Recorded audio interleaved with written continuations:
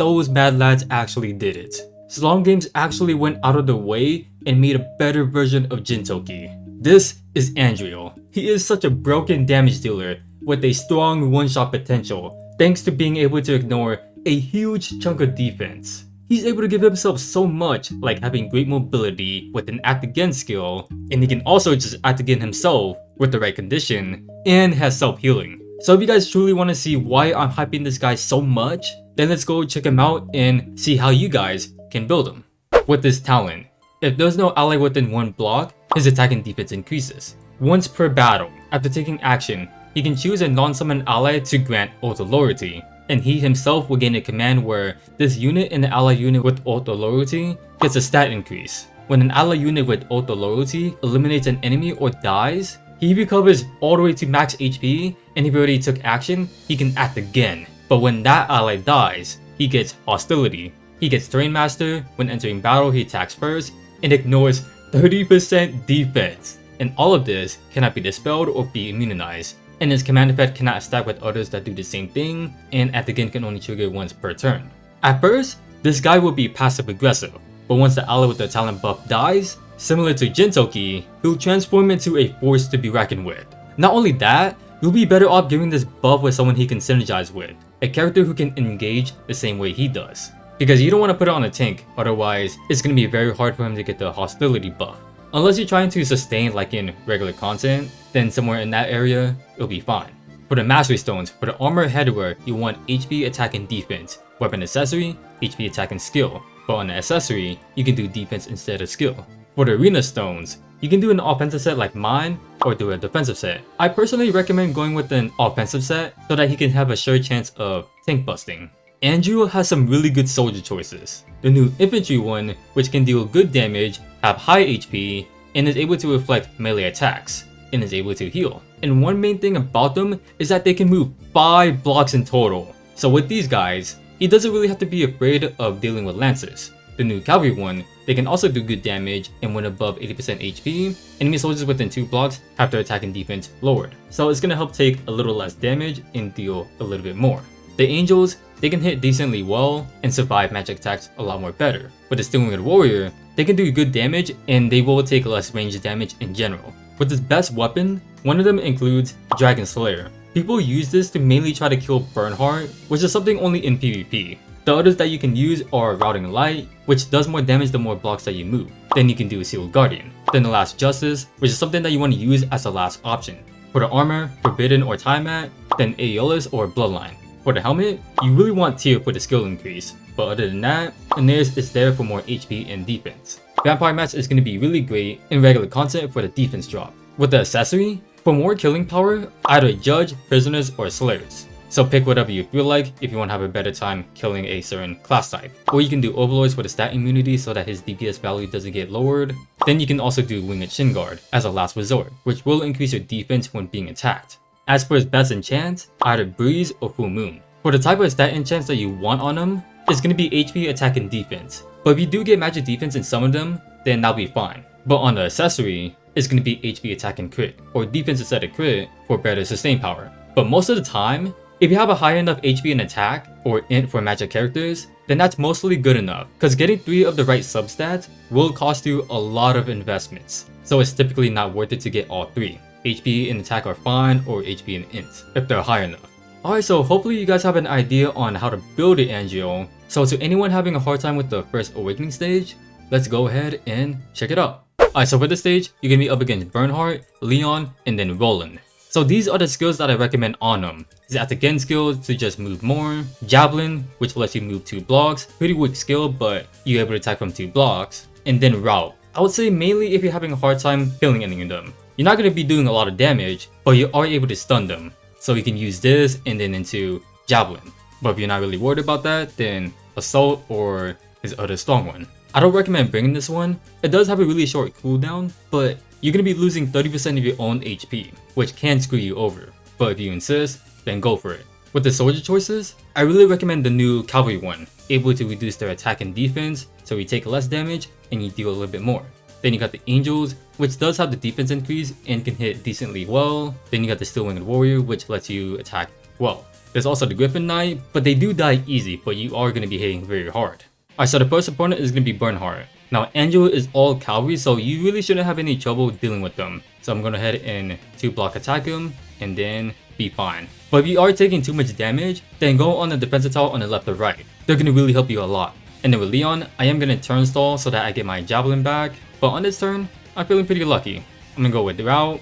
Didn't really need to stun, so what I was going to do is stun him and then javelin. Having a javelin skill is really going to carry you if you aren't already having an easy time. And then with Roland, he has an AoE skill that reaches 6 blocks long. So just play really smart, do your positioning on the side, and wait for him to come to you. I'm going to wait like one more turn, place him right here so that I don't get hit by his AoE. And now that Roland is closer, I'm just going to go ahead and use the skill, why not, and then kill him.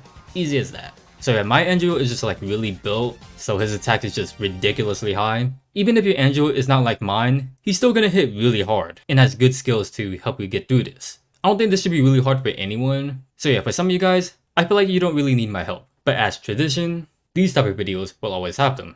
And now with this 3C, this thing is crazy, I tell you. When I say that Andriole is basically like Gintoki, I really do mean it. For the passive, after taking action, he heals himself and the ally with the auto loyalty. But the healing is doubled when he has hostility. This thing is a single target that does massive damage. Before battle, dispels 5 buffs from the enemy. If there's an ally with this talent buff within 3 blocks, or if he has hostility, then he's able to ignore guard and deal 20% more damage.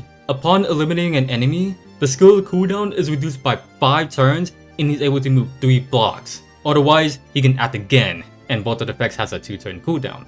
So what that last part means is that if he kills an enemy, he's able to move back, but if he doesn't, he gets to act again, which means he can 2-tap tanks, and with his high damage output, he can one-shot them, which is dummy broken. The effect only works with the 3C, but you're still doing so much. I think you guys can already understand. Alright, so if you guys are curious, this is what his 3C animation looks like.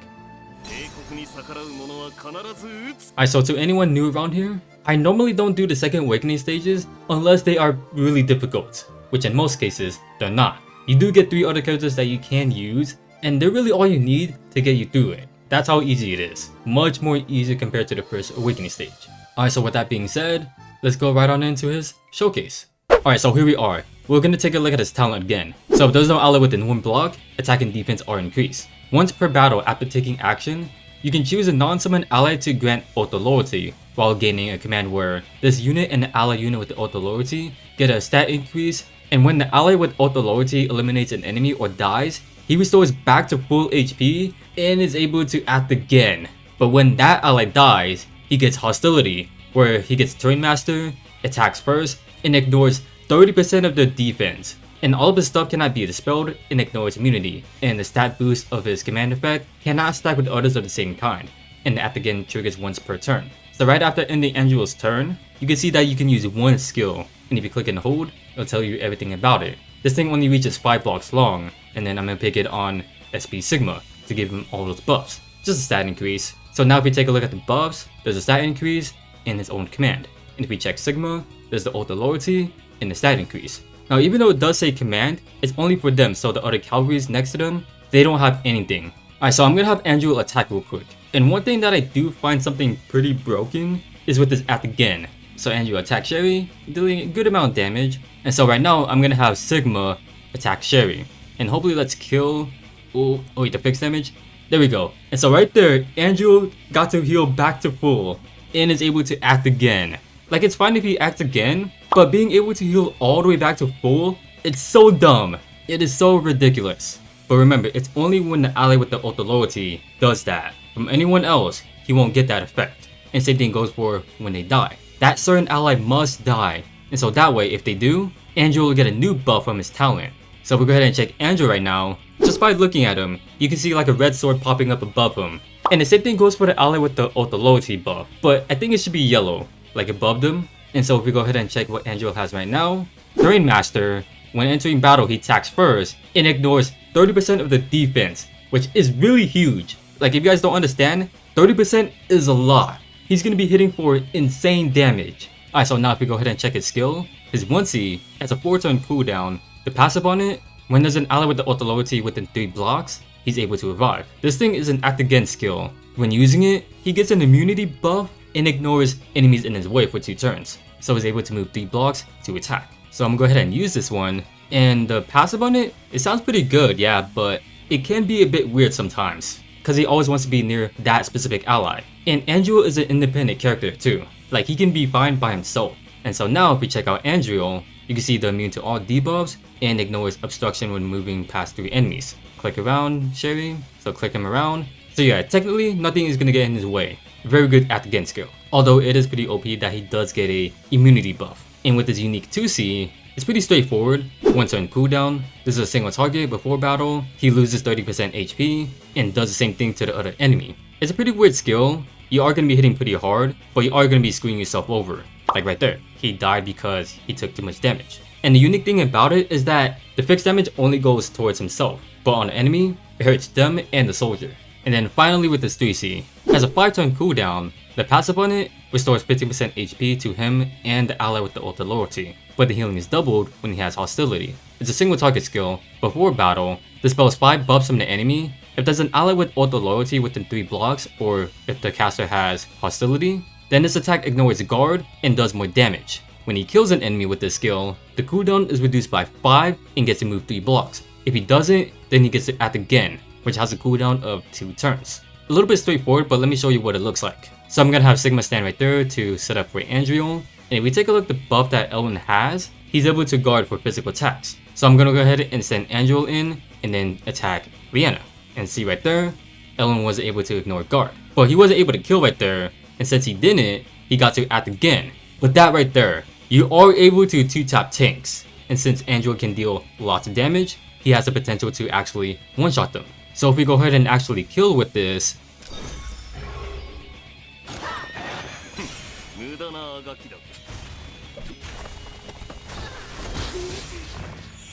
so if he does, you'll see the clock animation and is able to move 3 blocks. So just be mindful of the way how you want to use it. When you kill with the 3C, you move 3 blocks. But if you don't, then he gets to act again. One will actually refresh your skill and the other doesn't. So yeah, if you actually really want to try to kill stuff, you're more than likely to get it when he does have the hostility buff. So yeah, sacrificing a character will definitely be worth it.